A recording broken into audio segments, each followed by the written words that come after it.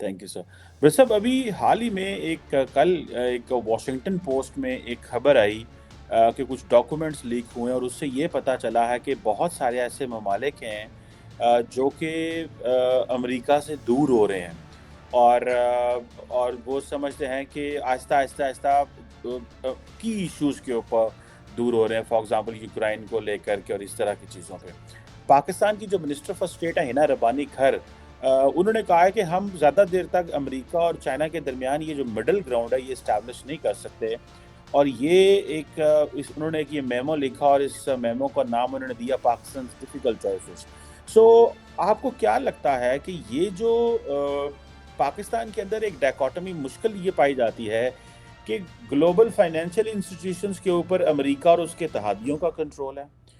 Overall जब पाकिस्तान को UNSC और ग्लोबली इंडिया से बचना होता है तो हमें चाइना के पास जाना पड़ता है और बेल आउट्स के लिए भी चाइना के पास जाना पड़ता है, क्योंकि जिस तरह चाइनीज़ पैसे दे देते हैं वो कर्ज़ों में और बहुत सारी शक्लों में, उस तरह अमरीकी पैसे नहीं देते।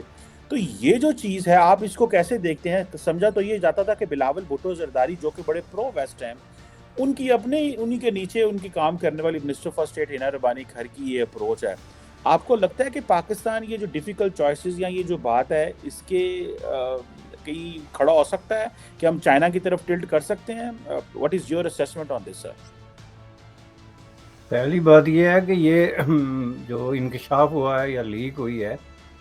तो ये वाशिंगटन पोस्ट के लिए तो डेफिनेटली लीक होगी या बहुत सारे लोगों के लिए। लेकिन जाहिर है जिन लोगों की नज़र है पाकिस्तान की खारजा पॉलिसी पे, वो तो बहुत अरसे से ये बात कह रहे हैं कि पाकिस्तान जिस तरह जो है ना वो स्ट्रगल कर रहा है मिडिल ग्राउंड्स पे खड़े होने की, और जिस अंदाज में कर रहा है और जिस तरह की आइडियालॉजिकल शैडो के अंदर कर रहा है, वो मुमकिन नहीं है। ग़ालिबन मैंने भी 2-3 दफ़ा ऐसे प्रोग्रामों में बात की है इन्हीं प्लेटफॉर्म्स पे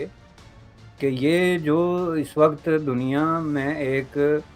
सर्द जंग जारी है, जो कि बड़ी हद तक एक गर्म जंग की शक्ल भी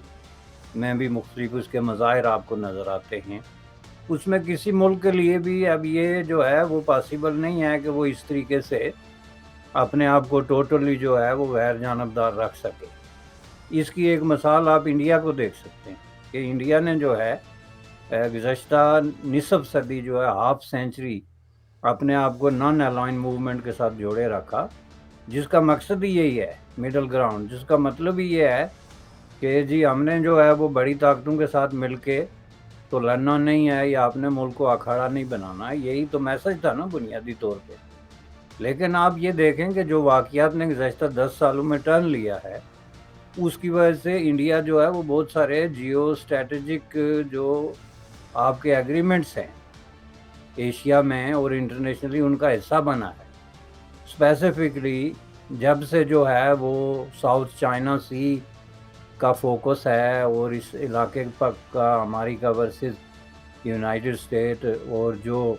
ताइवान वर्सेस चाइना जो कॉन्फ्लिक्ट है या फ़िलिपीन वर्सेस जो है वो चाइना, इन सारे मामलात के बाद ज़ाहिर है एक बहुत बड़ा फोकस जो है इस खित्ते में है। तो उस फोकस के बाद जो है वो इंडिया ने अपने आप को ऐसे अलायंसेस का हिस्सा बनाया है जो एक तरह के जो है स्ट्रेटेजिक अलायंसेस समझे जाते हैं। ये कोई फोरम्स नहीं है इकनॉमिक, बल्कि जो है strategic. For example Australia, Japan और ये जो है क्वाड जिसको आप कहते हैं, इस तरह के दूसरे बेशुमार जो है ना वो चीज़ें, जिससे आप अंदाज़ा लगा सकते हैं कि अब इस तरह की एक सिचुएशन जो बन रही है उससे अपने आप को पूरे तरीके से अलग रखना मुमकिन नहीं। लेकिन उसमें मुमकिन क्या है? उसमें मुमकिन ये है कि आप जो है वो मजबूरी या ज़रूरियात के मुताबिक इस तरह के फोरम्स का हिस्सा भी बन सकते हैं, लेकिन आप अपने ग्राउंड्स बिल्कुल नहीं छोड़ते। आप यानी बिल्कुल एक हवा में जो है हैंग करना नहीं शुरू हो जाते कि ठीक है जी हम आपके साथ हैं तो आप हमें उठा के जहाँ मर्जी है फेंकें। आपने देखा होगा कि इंडिया ने इस स्ट्रेटेजिक अलायंसेस के बावजूद 2-3 वाइटल इश्यूज़ पे जो है वो यूनाइटेड स्टेट ऑफ अमेरिका को से डिफ़र किया, उससे डिसएग्री किया। और ये आप बिल्कुल एग्जैक्ट एग्जांपल है जो मैं दे रहा हूँ कि वो सिर्फ इस तरह पॉसिबल है कि जब आप अपने पाँव जो है अपनी ज़मीन पर रखते हैं اپنی جو روٹ آپ کی ہے اس کو سیو کرتے ہیں، اور پھر جو ہے معاہدوں کا حصہ بھی بنتے ہیں جہاں آپ کو مس یوز نہیں کیا جاتا، یا ایز اے اسٹوج یا ایز اے فوڈ سولجر جو ہے وہ استعمال نہ کیا جائے۔ اس بنیاد پہ میں نے یہ پہلے بھی تجزیہ کیا تھا کہ پاکستان جس طرح کی باتیں کر رہا ہے وہ بات تو کر رہا ہے، تاثر یہ دے رہا ہے اسپیسیفکلی جو سابق پرائم منسٹر ہیں کرنے کی کوشش کی کہ جی ہم نان الائن موومنٹ کی طرف جا رہے ہیں، جی ہم نے کسی کا اکھاڑا نہیں بننا، یہی عمران خان کا ایک وہ تھا۔ لیکن پریکٹیکلی جو پاکستان کے معاملات تھے وہ اس نعرے سے یا اس سے بہت دور تھے۔ فار ایگزامپل آپ دیکھیں چین کے ساتھ، آپ کو دنیا بھر کے ماہرین اس پہ متفق ہیں کہ چین کے انڈر انفلوئنس ممالک میں سے پاکستان نمبر 1 ہے۔ Under influence is a another way of seeing کہ انڈر کالونی یا انڈر آکوپیشن کا لفظ تو میں استعمال نہیں کروں گا، لیکن بہرحال ایک جیو پولیٹیکل اور اسٹریٹجک پارٹنرشپ جس کو آپ کہہ سکتے ہیں، اس میں نمبر 1 ہے۔ دوسرے نمبر پہ کمبوڈیا ہے، تیسرے پہ جو ہے وہ سنگاپور ہے۔ اب جب آپ اتنے قریب، آپ کو دنیا بھر کے ماہرین جس میں امریکی اور چینی بھی شامل ہیں آپ کو قرار دے رہے ہیں، تو کیوں قرار دے رہے ہیں؟ اس لیے کہ وہ دیکھ رہے ہیں کہ چین کے ساتھ آپ کی ٹائز کس قسم کی ہیں۔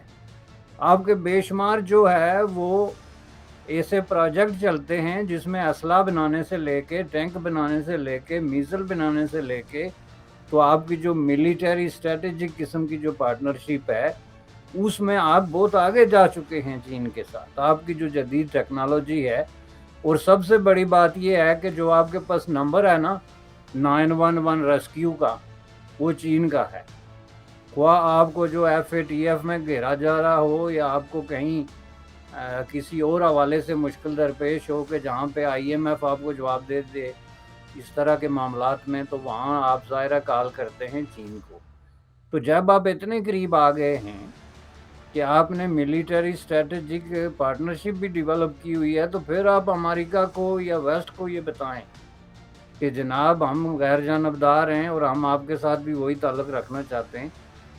جو چین کے ساتھ رکھنا چاہتے ہیں، تو ظاہر ہے وہ اس کو بائی نہیں کریں گے، اور انہوں نے اس کو بائی نہیں کیا ہے۔ یہی وجہ ہے کہ جو بلاول بھٹو کی ڈپلومیسی تھی اس میں ایسنس جو ہوتا ہے نا جس کو آپ کہتے ہیں، وہ نظر نہیں آ رہا تھا۔ وہ ایک رٹی رٹائی بات کو بار بار دہرا رہے تھے جو آلریڈی پٹ چکی ہے، اور یہ بالکل 100% یہ جو اس کا میمو کہہ لیں اینا ربانی خیر کا، یا نوٹ کہہ لیں، یہ 100% حقیقت کی عکاسی کرتا ہے۔ آپ کو جو ہے وہ بہرحال اس طریقے سے یہ فائدے اٹھا کے اور ڈیپینڈنٹ ہو کے، تو آپ یہ نہیں کہہ سکتے کہ ہم درمیان میں کھڑے ہو کے دونوں سے ڈیل کریں گے۔ وہ کرنا ہے آپ نے تو پھر آپ کو انڈیا کی طرح کی پالیسی اپنانی پڑے گی، اپنے پاؤں پہ کھڑا ہونا پڑے گا، اور پھر یہ جو اس کا برنٹ ہے، جو اس کا پریشر ہے، وہ آپ کو برداشت کرنا پڑے گا، جس کے لیے آپ تیار نہیں۔ تو میں سمجھتا ہوں کہ یہ انٹرسٹنگ بات ہے کہ لوگوں تک یہ بات پہنچے گی کہ یہ کس طرح کی گیم کھیلی جا رہی ہے اور حقائق اصل میں کیا ہے۔ بالکل ٹھیک ہو گیا۔ تو بر صاحب ہمارے پاس تو چوائسیز ہی نہیں ہیں، چوائسیز تو ساری انڈیا کے پاس ہیں۔ ابھی دیکھیں نا کہ وہ جو لیگ ڈاکومنٹس آئے ہیں اس میں اجیت دوول صاحب جو ہیں وہ رشیا کو کہہ رہے ہیں کہ ہم G20 میں رشین یوکرین وار کو نہیں آنے دیں گے، اور ہم ملٹی لیٹرل فورم پہ آپ کی مدد کریں گے۔ اور پاکستان کے پاس تو چوائس ہی کوئی نہیں رہ جاتی۔ آپ کو کیا لگتا ہے کہ ابھی فار ایگزامپل دیکھیں انڈیا جب دل کرتا ہے وہ امریکہ کو سنب کر دیتا ہے۔ ابھی یہ ایک ریلیجس فریڈم کی بات آئی ہے، لاسٹ ٹائم مجھے یاد ہے جو ڈاکٹر جے شنکر ہیں انہوں نے ان کو ویزے جاری نہیں کیے تھے، وہ تو، اور ان کو ویزے جاری نہیں کیے، ان کو وہ کہتے تھے جی کہ ہمیں ویزے جاری کریں، ہم آ کے آپ کی ریلیجس فریڈم کو انڈیکس کرنا چاہتے ہیں۔ انہوں نے کہا جی ہم آپ کو اجازت ہی نہیں دیتے کہ آپ ہمارے انٹرنل معاملات میں دیکھیں کہ ہماری ریلیجس فریڈم کیسی ہے۔ سو انڈیا کے پاس تو چوائسیز ہیں، ہمارے پاس چوائسیز کوئی نہیں ہے، راستہ کوئی نہیں ہے۔ آپ کو کیا لگتا ہے کہ ہم الٹیمیٹلی جس طرح ریسنٹلی یہ ایک USIP کی رپورٹ بھی آئی تھی جس میں انہوں نے کہا تھا کہ Pakistan and China are a threshold alliance ہے، مطلب یہ کہ یہ بالکل تیار ہے، کیونکہ پچھلے 50 سال سے پاکستان جو ملٹری ہارڈ ویئر چائنا سے جتنا لے رہا ہے، جس ترتیب سے لے رہا ہے، اتنا وہ کسی اور ملک سے نہیں لے رہا ہے۔ تو ہمارے پاس تو چوائسیز نہیں، چوائسیز تو انڈیا کے پاس ہیں۔ تو ہم آپ کو سمجھتے ہیں، آپ کو لگتا ہے کہ امریکہ ہمیں کوئی انسینٹو دے گا مستقبل میں؟ آئی ایم ایف سے تو وہ کوئی انسینٹو نہیں ہمیں دے رہے، اور مستقبل میں جس طرح انڈیا کو انسینٹوز مل رہے ہیں کچھ اس طرح کے ہمیں ملیں گے، یا کہ آپ سمجھتے ہیں کہ وہ کنٹینیوسلی ہمیں سیکیورٹی لینس سے ہی دیکھتے رہیں گے؟ دیکھیں جی، لینس تو بہرحال سیکیورٹی ہی رہے گا، اور یہ پاکستان اور امریکہ کے ریلیشن شپ کی آپ پوری تاریخ دیکھیں تو جو بھی ریلیشن شپ پاکستان امریکہ کی رہی ہے وہ اس لیے نہیں رہی کہ امریکہ کو پاکستان بہت زیادہ پسند تھا یا یہاں کے عوام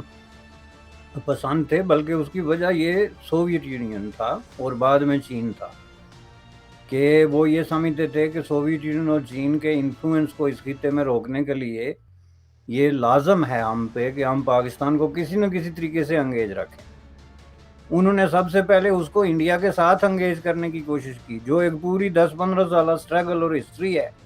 جس میں امریکیوں نے یا ویسٹرن